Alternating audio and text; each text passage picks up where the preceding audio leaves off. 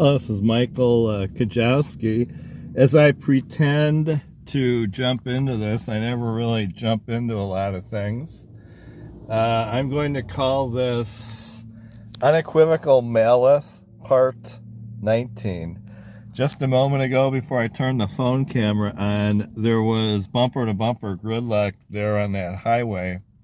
And you can't see it with this, but it's a jam down there going slow in the south direction. So again, off the top of my head, no preparation, part 19, Unequivocal Malice, iUniverse, Michael Parker's pseudonym, 2004. And another one that came about 10, 11 years later, After Dark, put my regular name on it, and 2015. So one question people might have, other than why are you wasting your time on this? These things, I do attempt to put wisecracks in them, not all of them, but a few of them, because,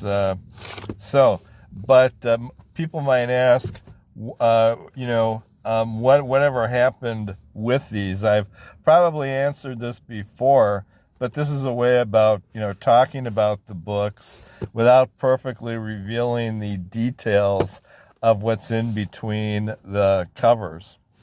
So this first book here, a suspense novel, I hesitate to call it mystery. It's a mystery for a while, I think, but I think I reveal how the homicide was committed in the first half of the story. In other words, a mystery has an investigator, and he's found a body or something, and he's trying to figure out who the guilty party is, and they don't reach the conclusion until the very end, like for Children, the Hardy Boys, or Nancy Drew.